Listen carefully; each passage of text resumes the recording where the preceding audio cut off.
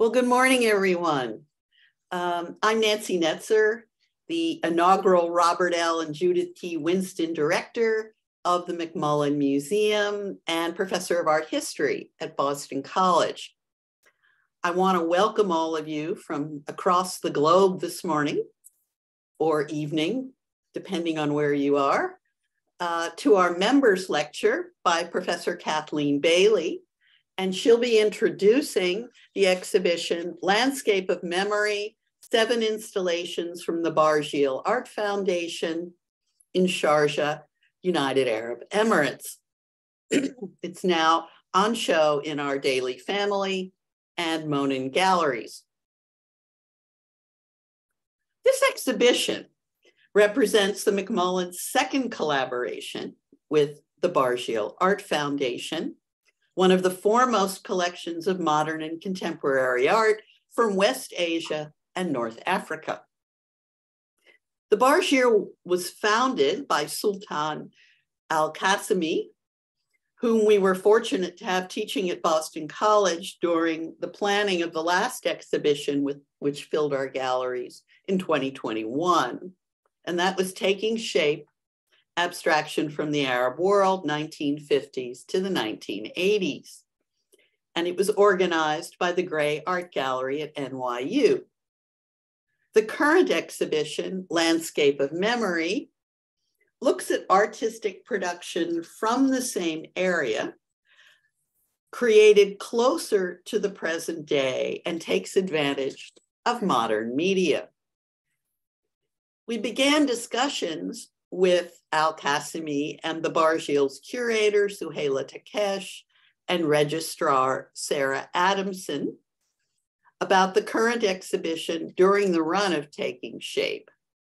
And we're especially grateful to Suhaila Takesh and Khadir Saul for reviewing the Barjeel collection and suggesting a large number of installations from their holdings. From these recommendations, the exhibition's curator, Kathleen Bailey, Professor of Political Science and Director of the Islamic Civilization and Societies program, in consultation with faculty in her program, as well as John Mahalchik, Professor of Film Studies, and members of the McMullen team, made the final selection and constructed the exhibition's narrative and principal themes. The 7 works selected by renowned artists, Adel Abedin, Sadiq Afrahi, Marwa Arsanios, Mona Hatoum, Lamia George, Maha Mamoun, and Basim Magdi, all of whom we thank for their participation in the exhibition. All of them have roots in Egypt, Iraq, Lebanon, the United States, and Palestine. Against the backdrop of the complex history of the Middle East region, their innovative installations explore questions of memory and commemoration, personal and national identity, causes and effects of war, and exile and belonging.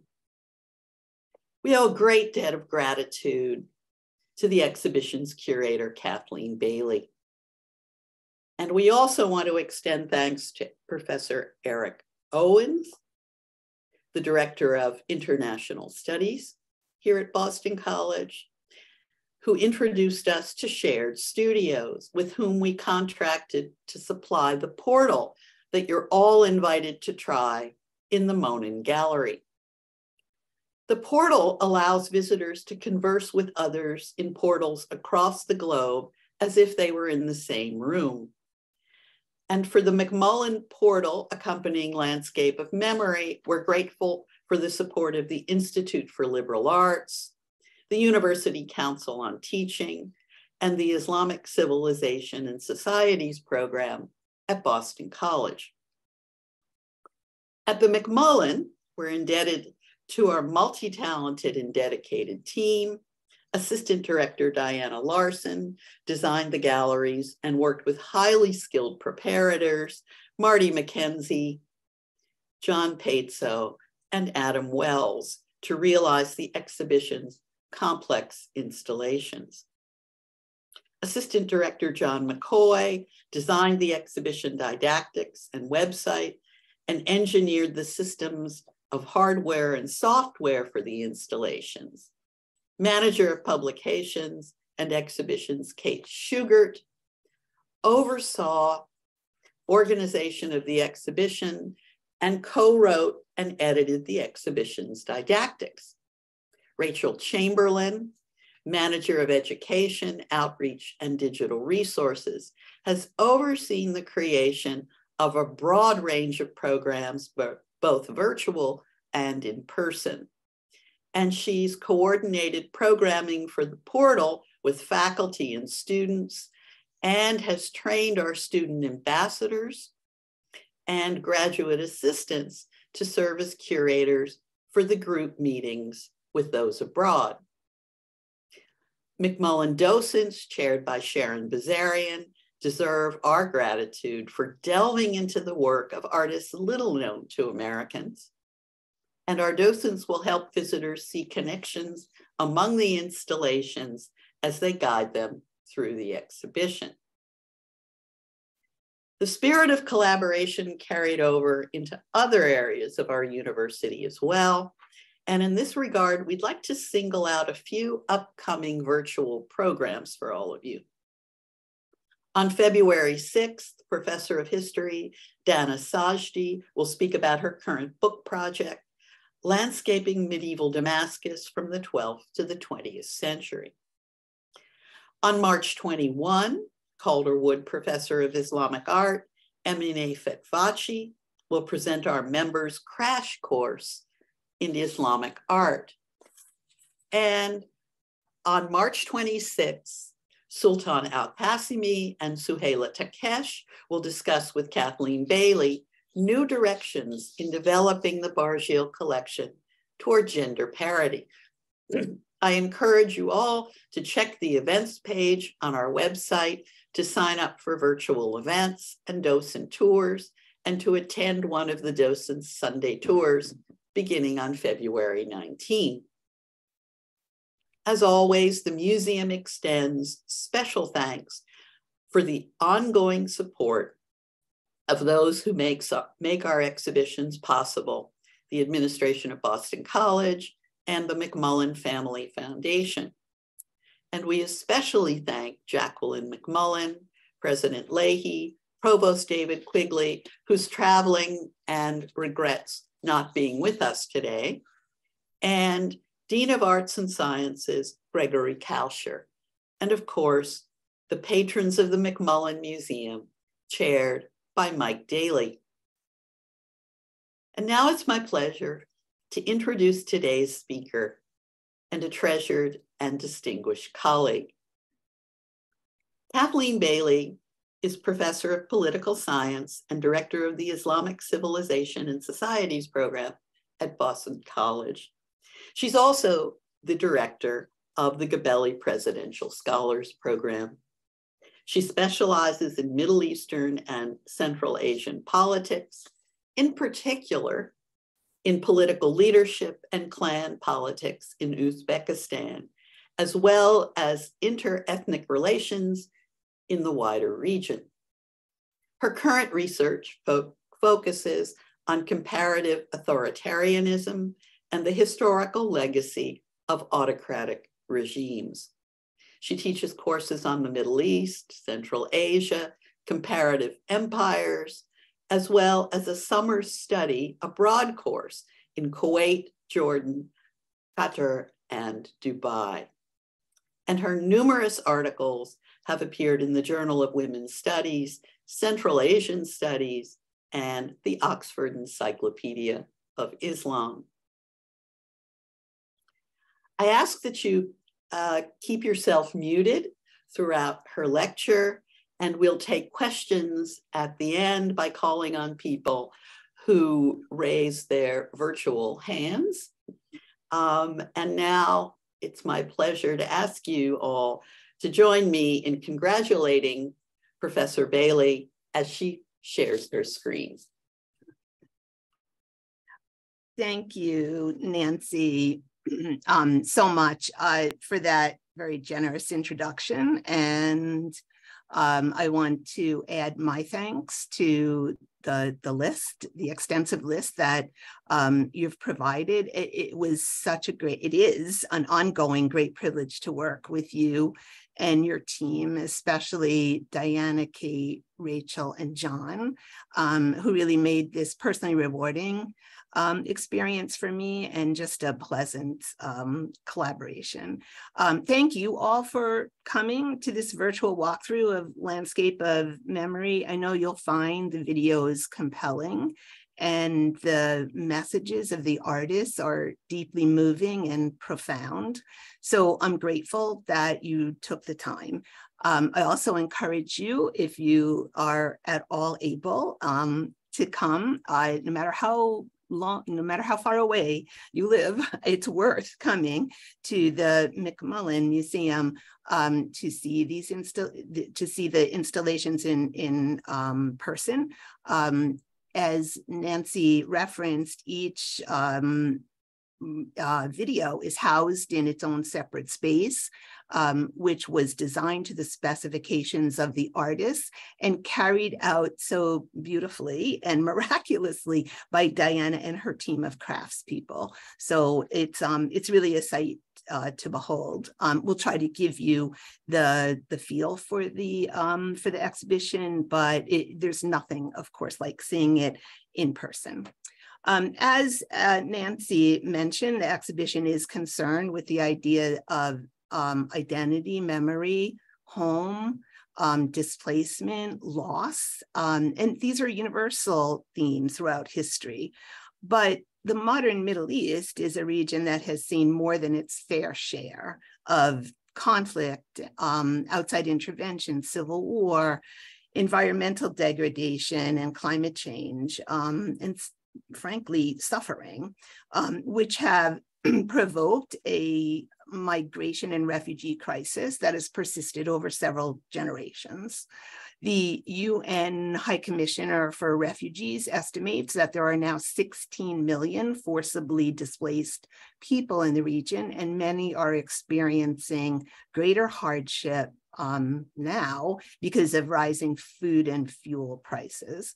It's also a region, though, of perseverance, great hospitality, humanity, and hope amidst sadness and strife. So these videos are, depicting a complex and provocative reality of loss and grief and suffering, but also of rebirth and compassion, resilience. So while I think posing the more universal question of who we are as humans when faced with devastation caused by conflict. It reminded me, as I was looking again through the videos, of a quote that I read when I was actually studying the literature of dissent in the Soviet Union by Aldous Huxley. And he said, "Perhaps it's good for one to suffer. Can an artist do anything if he's happy? What is art, after all, but a protest against the horrible inclemency of life?" So I think, the artists of the landscape of memory teach us that great art comes from those willing to be vulnerable. And this is the gift that these artists bring to us. They give us opportunity to be reflective and honestly, to be vulnerable about what these issues mean in the world, but what they mean personally in our own lives. So I urge you to open yourself up to the emotions that these will bring. So the first is, I have to admit, one of my favorites, The House My Father Built Once Upon a Time. The artist is Sadiq Al-Frahi. He was born in Baghdad, and he was drawn to abstract art as a young artist, as a way to conceal his opposition to Saddam Hussein's dictatorship. One author has has put the label on Saddam Hussein's regime, the Republic of Fear. And really, that's a good description of it. So you can imagine the repression that was taking place. Al-Farahi considered the regime's henchmen too obtuse or too dumb to understand the criticism implicit in his art, until one day he was forced to flee Iraq and received asylum in the Netherlands, where he lived for the next 20 years until finally Saddam was overthrown.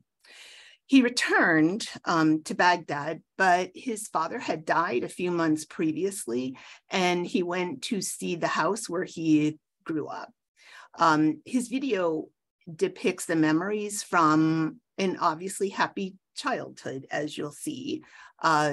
His father's clothes, so you see that his dishdasha, his traditional clothing, his kafia, his collection of coffee pots, his prayer beads, they all bespeak the warmth of a loving home and a loving family, childhood memories that maybe are ephemeral, like lost ghosts and floating shadows. The large figure, the so-called giant that you see on the right of this screen, was purposely made to, I think, look young or youthful. His face is like that of a child. So I think we can see in this the childhood memories. But on the other hand, the figure is leaning over in pain, and later on in the video we'll see tears falling from his eyes. Sadiq said he would have made the giant even bigger if he could have, because his intention was to dwarf the viewer, to remind us that we play a role in a story and then we disappear forever. So it's thinking about our own mortality, but also the mortality of those we love, our family and our precious friends. So once his father was gone, only his memories were left. And I think that the little figures that you see floating around, and you'll see when we show the animation, I think those are memories. Art is open to any interpretation, so I'm just giving you an idea of what I am thinking about this, but they seem to just be, floating around in a way that brings him back to those dear days when his family was all together in their home, which is represented in the rectangle. You have the feeling that this is the first time he is able to grieve his father, because he needed to be present in this physical home where there was so much love. And this is when he realizes for the first time the enormity and the reality of his loss. But I also think that if he hadn't had such a loving family, that he wouldn't have felt the depth of pain that he's obviously feeling. So it really is a double-edged sword. It also made me think about when someone is forcibly separated from their country, from their homeland, and from their loved ones. What does this do to their sense of meaning and identity? How do they adjust to a new life that might be alien without feelings of estrangement and enemy?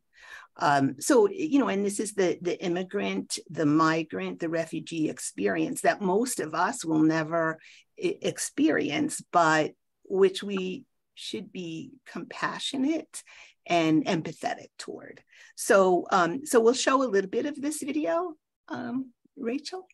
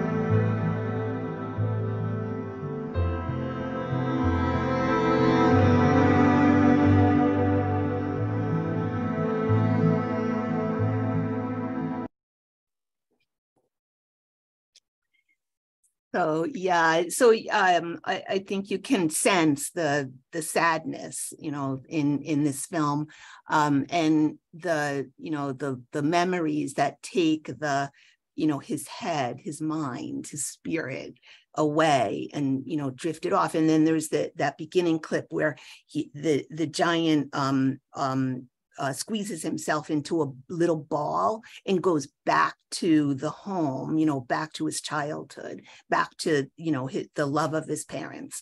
I just think this is, so a universal feeling, that if you've lost anyone in your life, and especially a parent, this really resonates. I also wanted to mention that in the museum, outside the room where this video plays, we've reproduced a passage from Al-Farahi, and I just want to quote a small piece of it. It reads almost like a poem. He says, this is then what is left of my father, a few objects, hundreds of memories, a grieving love which still fills my mother's eyes, and many unfinished tales. Here in this room, I used to sit next to him, sometimes on his lap or on my mother's, where I felt warm and happy, switching between the two. Here I used to play, run, dance, draw, and dream, sheltered by their presence and love. Oh Lord, where do memories come from? Where do they go? Where do they disappear? And in which cupboard are they set? Wherever we go, however we change or grow old, once upon a time will always be the words we carry within, long for and cherish. Right. So to read that and not cry, it's really taking everything I've got. I just think it's so beautiful. Okay, so enough of that one. So the next is all about Acapulco. The artist is Marwa Arsanios, who grew up in Beirut. And this is I don't know, Rachel, if you can use your pointer to circle thank you. The house, this is called the Rajah Saab Beach House, which the locals dubbed the UFO. It was built in the 1950s in a very fashionable resort town, which became known as Acapulco Beach on the Mediterranean, when Beirut was known in the 50s, 60s, beginning of the 70s as the Paris of the Middle East. So the next slide shows us, before we get there, sorry. So before we get there, I wanted to point out a couple of things. The underneath the house in the installation is cacti. So I'll talk about that in a moment. And then you see that little glowing screen. So that is the video, but notice its place and its position in this large room. It's small, relatively speaking. When you see all the other video screens, they're much larger, and its place is sort of squeezed in the bottom corner of the room. You almost miss it. So I think that what the artist is trying to say is that this is how it used to be. These are, memories that are just that, and everything has changed so much that what you see in the video is not what is today. So, and I'll describe why that's the case. So on the next slide, you can see the Rajah Saab chalet. It's, looks like a space craft that just landed. It was very, very new, very cutting edge for the 1950s, certainly. And this was next slide.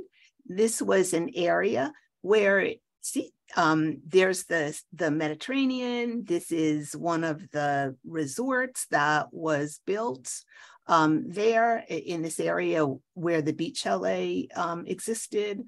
And it's it's sort of happy, carefree, and that's what the the home videos represent. So we'll see this video in a moment, but you'll see it just looks like you're on the Cape. You know, you've taken a vacation week on the Cape, and families meld together. They enjoy it. They're having a wonderful, carefree time. Today, after multiple wars and refugee crises, Lebanon has the highest percentage of refugees per capita. So about a quarter to a third of the population in a very small country. Lebanon only has about 5 million people. And per square mile, Lebanon is also a very small country. So the UNHCR has put together this kind of evaluation of how many refugees are taken in by every country in the world. For Lebanon, the percentage is 157%. So that is well over its capacity. Most live in poverty. Many live in refugee camps. So the place, once called Acapulco, now houses immigrants and displaced people from Syria, Iraq, Afghanistan, and Palestine, and has become a shanty town of squatter settlements. So on the next slide, we'll see what it looks like today.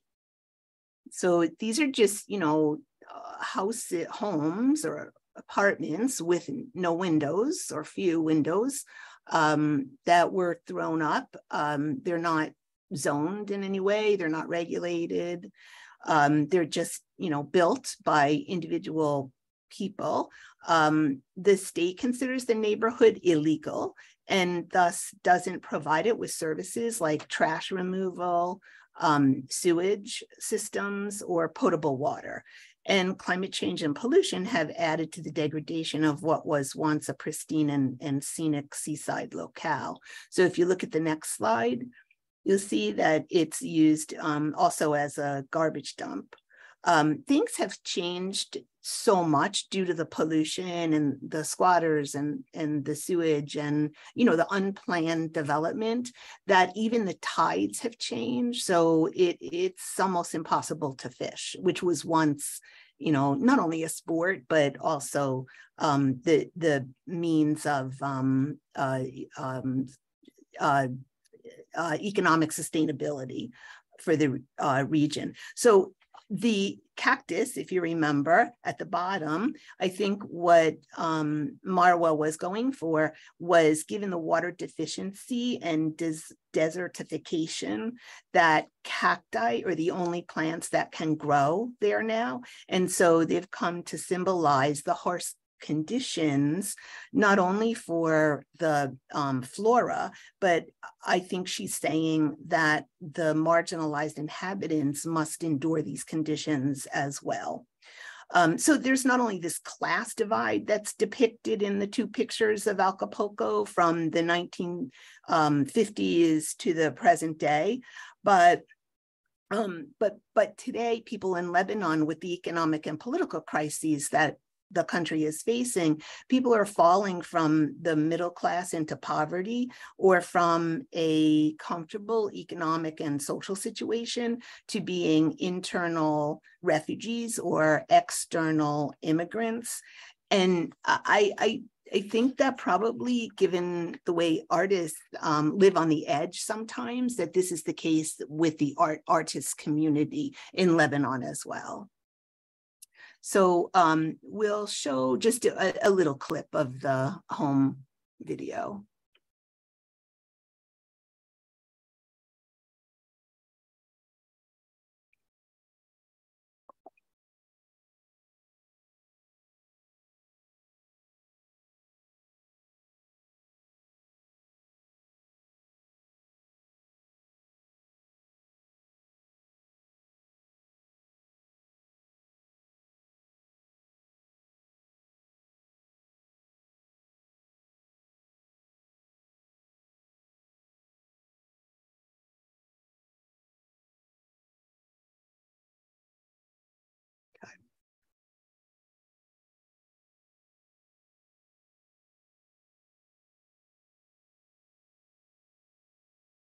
So, and there I think you see, you know, it's purposely blurry.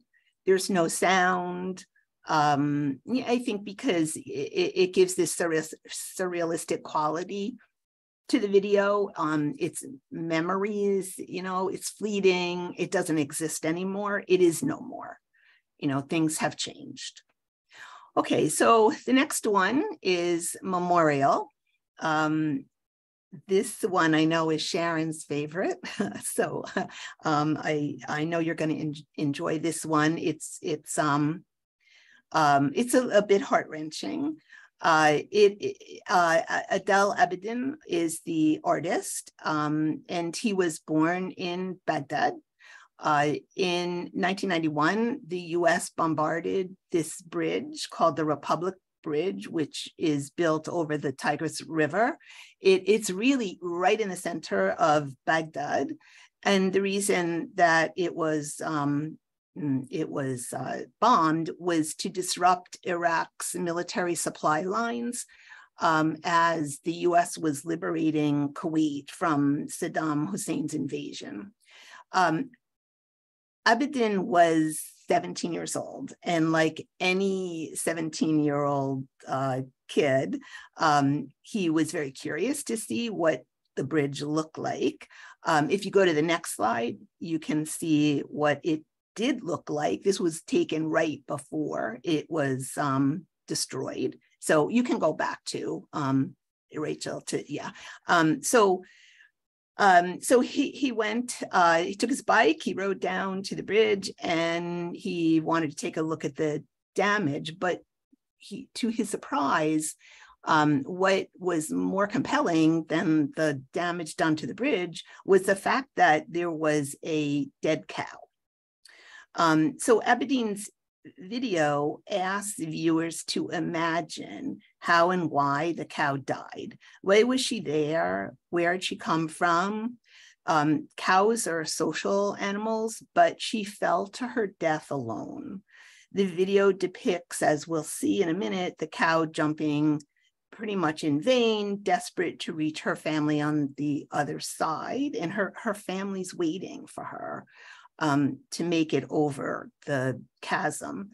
And I think this led the artist to think about the human need to feel connected rather than alone and isolated and afraid.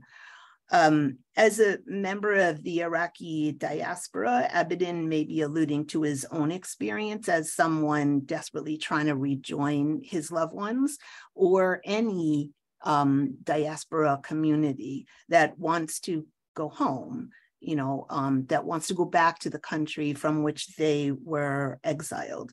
So he evokes this kind of yearning for home and community and familiarity that underpins human identity and purpose. So this one will play the whole thing. It's only 3 minutes, or most of it.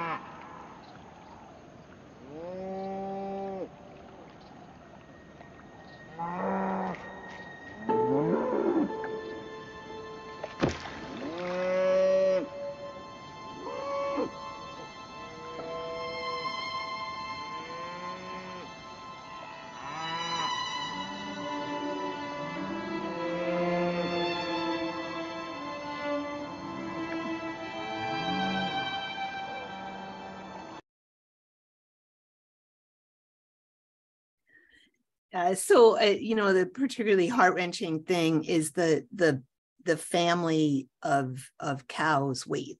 They don't abandon their own, and they wait to see if she's still alive. And sort of their heads go down, though they bow their heads in sadness. So again, evocative of very human emotions. The next video is called Replay. The artist is Lamia George. She was born in Beirut. And in her video, we see a woman on the left-hand side, and we see a man on the right-hand side. These are people who are reenacting a photo that is actually in the installation and is on the next slide. It's from a war photography book called The War in Lebanon. And the photo, you can see this kind of terrified look on the woman who's running. She has no shoes on. She looks like she is begging for help. And then a man on the right-hand side who looks like he was shot, and he falls down. Apparently, Lamia saw this when I would say she was probably very young when she came across this book, and it haunted her for years. So she might be imagining what would the lives of these victims have been if the civil war in Lebanon had not intervened in 1975, if their lives had not been shattered by violence. What kind of lives might they have lived? The video runs in a loop, as you'll see, so that the woman approaches the camera again and again and again. The actual video is 4 minutes long, but it's just a repetition, hence the name Replay. But what you see is that she goes through this motion pleading for help that never comes. And again, the man stumbles, falls, and dies over and over. In the middle of the 3 screens, there is the ocean. And it never stops. And what you hear in the video is just the tides, and it seems like the waves lap placidly along the shoreline, but it creates this feeling, I think, of a rupture of time and of melancholy, because the actions of the 2 human beings are in vain. They change nothing. Running and screaming toward somebody who maybe you hope is going to help you, or walking along and then suddenly a sniper shoots you.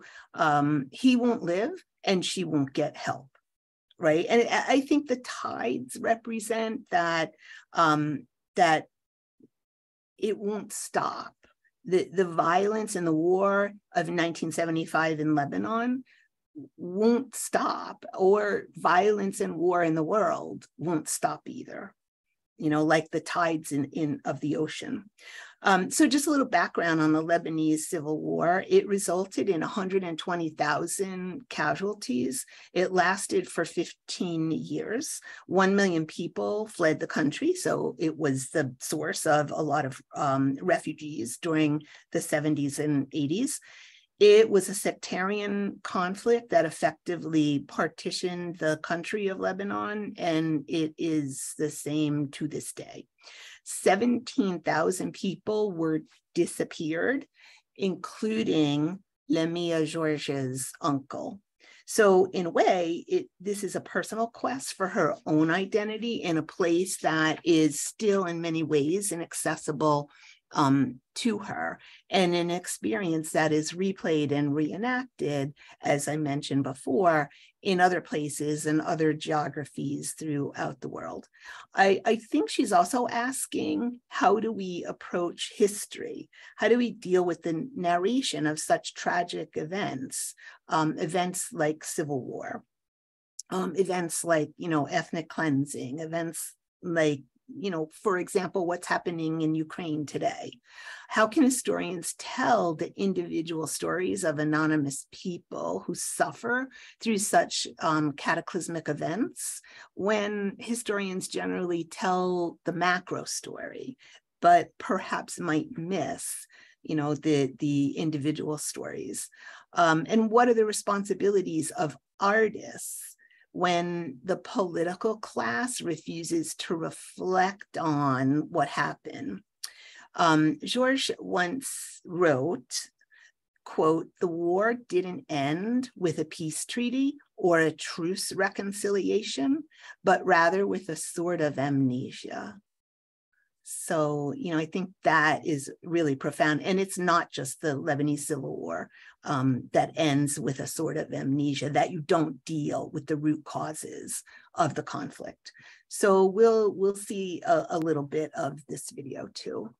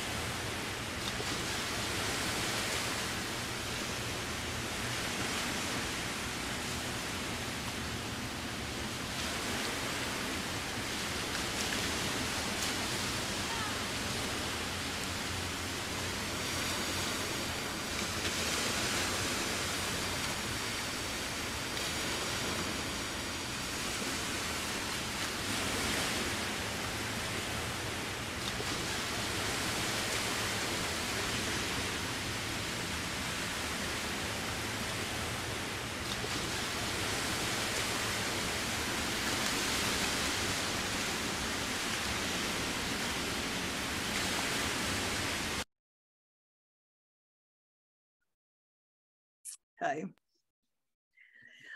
Okay, so the fifth installation is titled "Domestic Tourism" by Maha Mamoun, who was born in Cairo.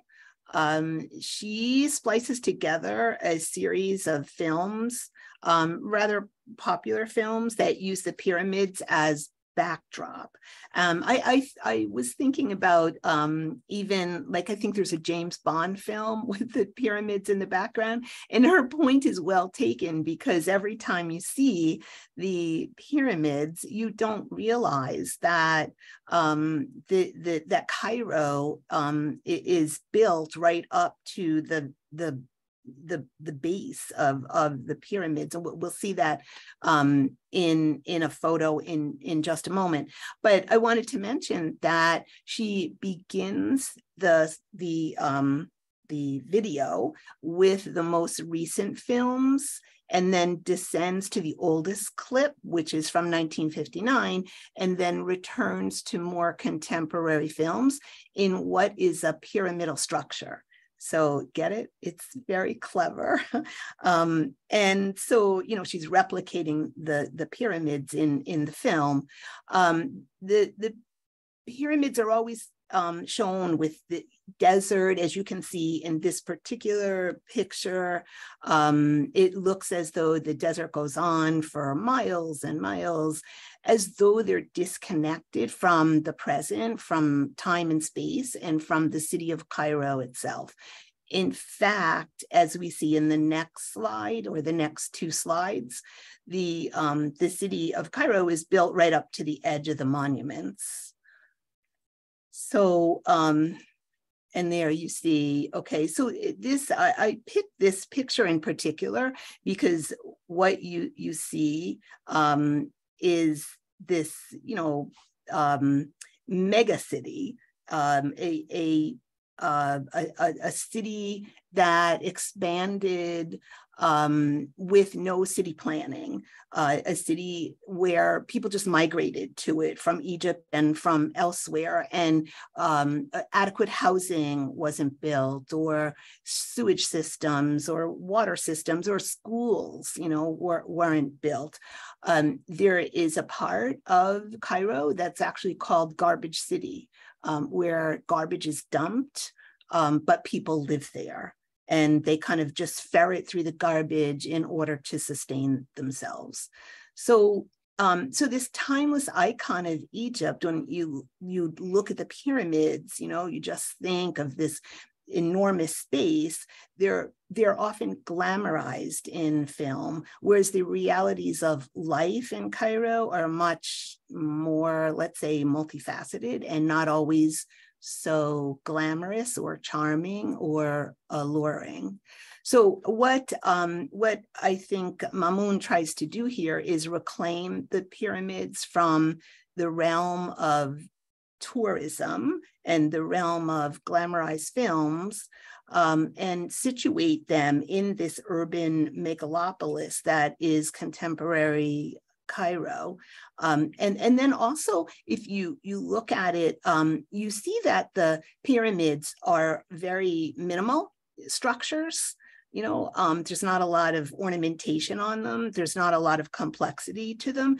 And this really compares to the city of Cairo, which is enormously complex and enormously diverse. So I think she's trying to show us, make us aware that there's a deeper meaning and a more complexity in Egypt and in Cairo and even in the pyramids themselves.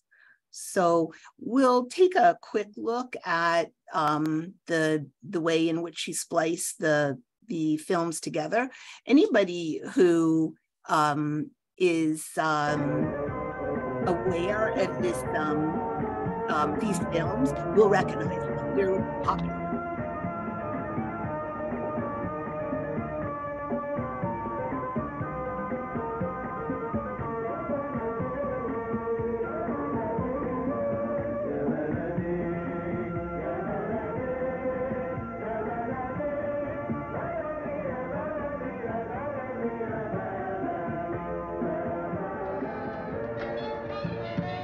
مانجا فراولة عايز 2 والنبي بس كده عناية استاني اتفضلي بنقدم انا اقدمها شكرين يا عمنا. ايه ده عينك في ايه؟ لا انا يعني مستغرب بس على الناس اللي قاطعين الدنيا طولها وعرضها لاجل ما يجوا يشوفوا اثارنا وعظمه جدودنا، واحنا اكتريتنا لا شافوها ولا ناويين يشوفوها حتى. طلعي لي ليه كده؟ غلطان؟ شوف يا كريستين، جون خطيبك ده انا حبيته من كل قلبي عشان باين انه واد مجدع وابن حلال، بس انا عايز انصحك نصيحه لوجه الله. الراجل مننا لو طال من المزه بتاعته اللي هو عايزه بيركب جناحات ويطير. يعني لما يشوفك يا بنت الناس من دلوقتي وانت لابسه المقور والمدور والمحور، امال هيشوف ايه بعد الجواز؟ معلش احنا بنتكلم.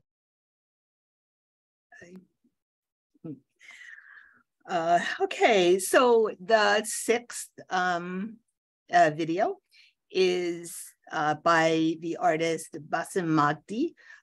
It's entitled "My Father Looks for an Honest City." This is kind of a dystopian meditation on life in Egypt, and it shows the artist's father, this is really his father, walking slowly around an abandoned construction site on the fringes of Cairo. And it sort of hooks into what we just described in domestic tourism about Cairo. So he's holding a flashlight, which is a reference to Diogenes the Cynic, the 4th century BCE Greek philosopher who carried a lamp in daylight, claiming to be searching for an honest man. But Magdi's father in the video only encounters stray dogs and rubble, concrete blocks that have fallen apart, dusty lots, half-finished buildings, in sort of a landscape of what is an aborted city. So I think this is a metaphor for the rubble of dreams. You'll hear in the soundtrack thunder, but the rain never arrives. And I think the rain is a metaphor for sustenance, for the rain that is necessary to grow the crops in Egypt. And you have this feeling of anticipation that something should be happening, but nothing ever does. The city doesn't get built. You don't run across a section of it where workmen are, constructing an apartment building. So it brings up the question, but then why was the construction site abandoned? What happened to the people who are supposed to live there? One imagines that they're worse off because the homes that they dreamed of failed to materialize. And, in the light of the widespread corruption in the country, in Egypt, the money meant for the housing construction might have been stolen or embezzled, and the people who were supposed to live there might have ended up being squatters somewhere else, or refugees somewhere else. And I think this comes back to the symbol of Diogenes, who's looking for an honest man, or in this case, an honest city. And I really do think that he was going for this, idea that the political system is so corrupt that the welfare of its citizens cannot be taken care of. So we'll see a little bit from this too.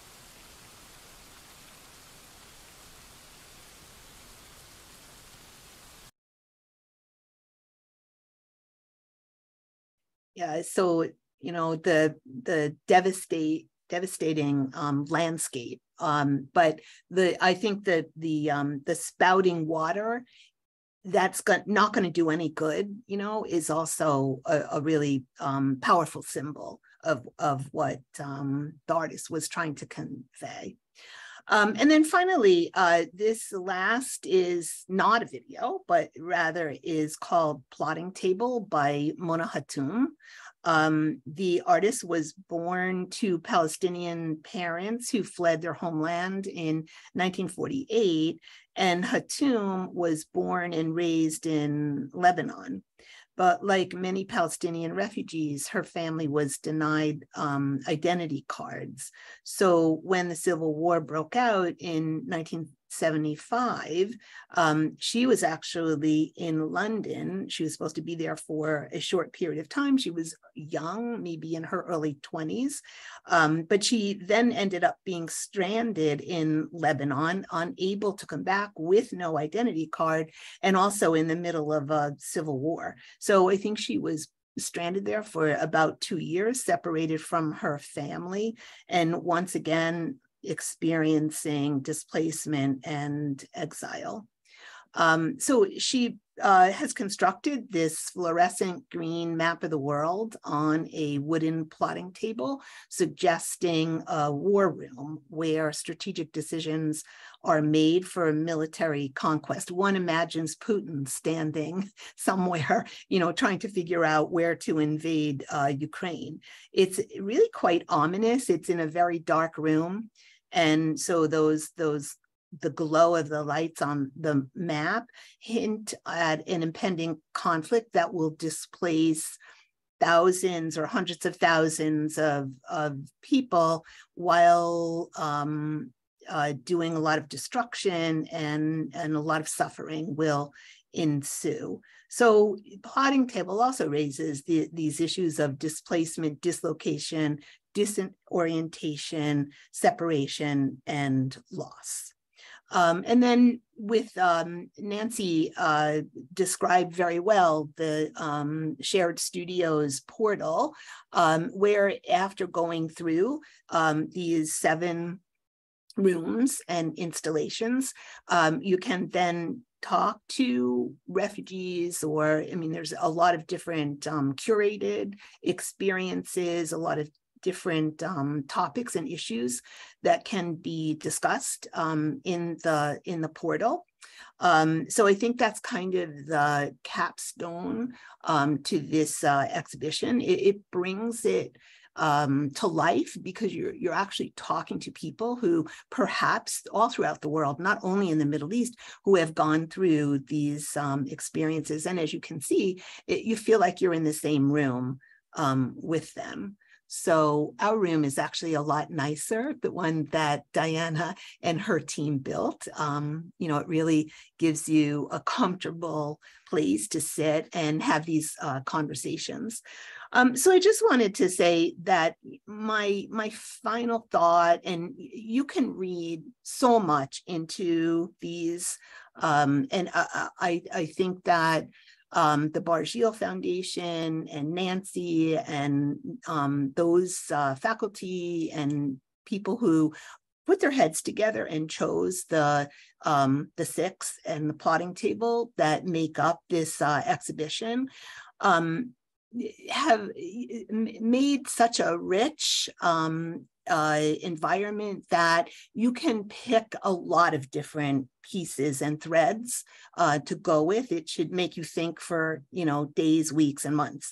My final thought, and I'll just throw this out there, has been the idea of instability in this region of the world and in other regions as well, the violent transformations of landscapes and communities. So it's, an unstable environment. And when you have an unstable environment where there's a lot of change and migration and war and separation and loss, the only thing that remains are memories. Perhaps of better times, perhaps of family, of community, or identity that give people meaning. And instability, takes it away. And so all you've got left to grasp are your memories of better times. Just looking at the plotting table, it's the geopolitical instability. Looking at replay, it's the physical human instability, the instability of the woman running and the man falling down. The Acapulco beach, the instability of time and space, the area used to represent something and now represents something completely different. Obviously, Memorial is the bridge with the cow. The bridge is so unstable, it broke. It was bombed, and can't get to the other side to join your loved ones. And then in the house my father built, I think the artist is desperately seeking just those few shreds of his past life that haven't changed. So his family, his father, he wants these to be frozen in time because everything else has changed so radically. And then, the death of a loved one kind of makes you wish to go back in time, but it's ephemeral because it's a time and a person and an experience that are now out of your grasp. So that's it. I really hope you'll come and see it in person. It's fabulous. And if anybody has any questions, one of us will try to answer. Or comments.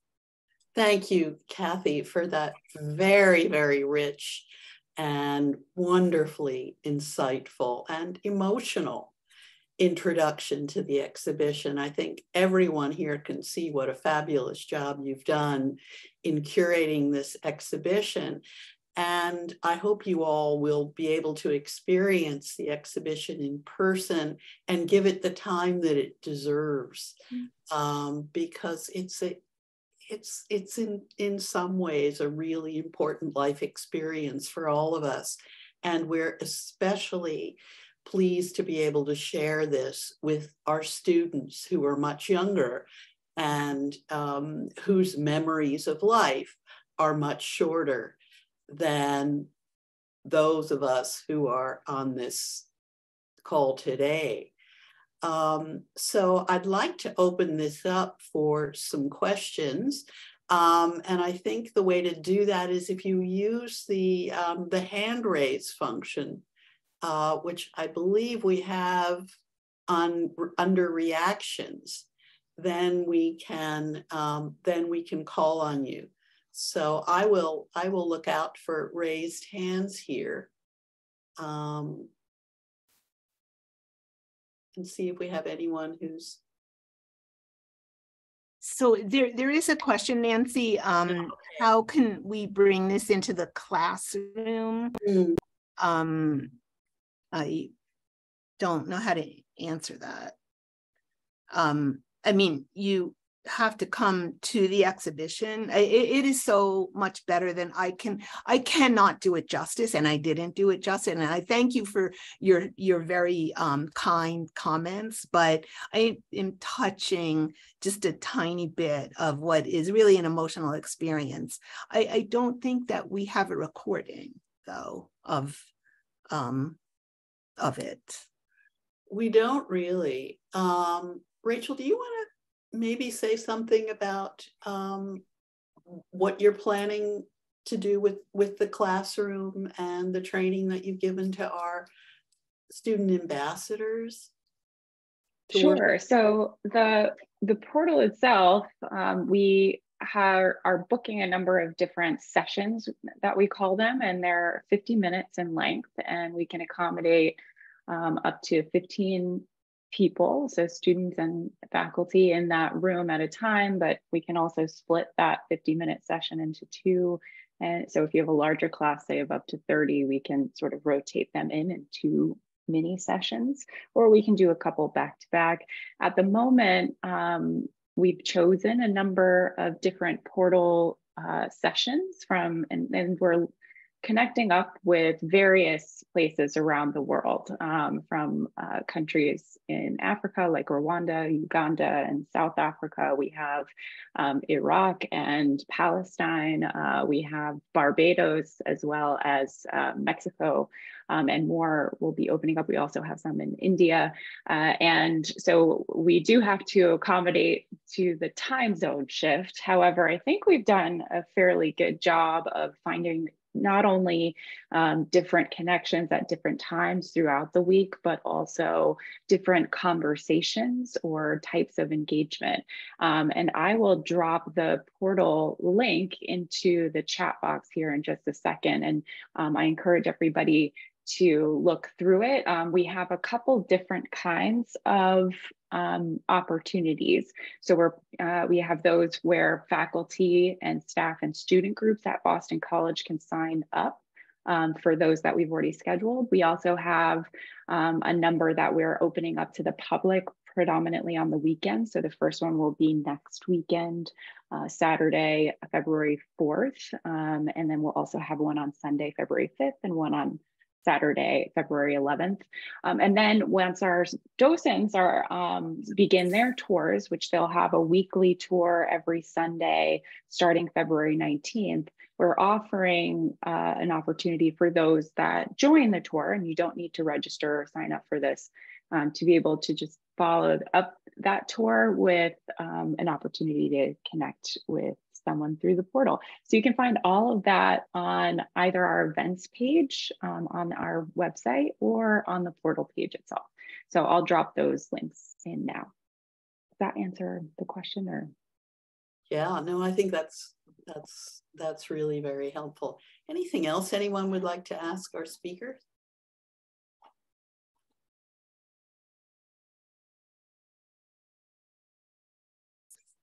Is that a raised hand from somebody? I see a hand coming up in front of a screen. Mary Ellen Quirk.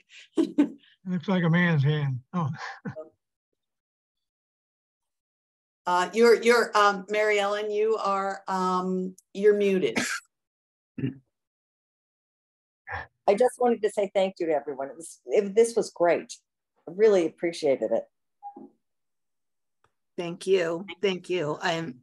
Really, I can't stress enough what a collaborative effort this has been. And I really do want to give a shout out to the docents, because they are going to give amazing tours. So I think it will enhance your experience going through the exhibition with a docent.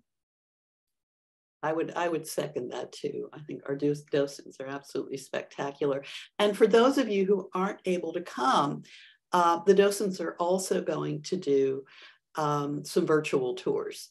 They'll be a little bit different, but you will get to watch a lot of the videos with them. Absolutely. And we'll have our virtual walkthrough available in, I'm hoping in the next 3 weeks. And then that's what the docents will be using to walk you through the gallery spaces. And you can also find which dates. We have 4 dates currently on the calendar for virtual tours that you can sign up for from no matter where you are in the world. But if you'd like a private tour, you can just contact me. I'll put my address, my email address in here, and we can set one up for you as well. And a reminder, all of what we offer here is free to the public. So please help us spread the word, because we'd really like a broad audience to take advantage of this opportunity. Right. And really, this is an area of the world where we don't think of the art that comes from the Middle East, but it really puts the region in the spotlight where it should be. Although I think so many of the themes are, humanistic and universal, but still these are artists from the Middle East, and it's really great to get to know them. Yeah, I should say that we did, one of the criteria in our selection was to find videos by artists from the Middle East region who dealt with universal themes. Okay, well, it remains for me just to thank our speaker once again, and to congratulate you, Kathy, and to thank everyone who worked on the exhibition. And we'll look forward to welcoming all of you at the McMullen. And thank you all for being members. Yeah, great presentation. Thank you. Thank you, everybody. Thank you, Nancy. Have a great weekend.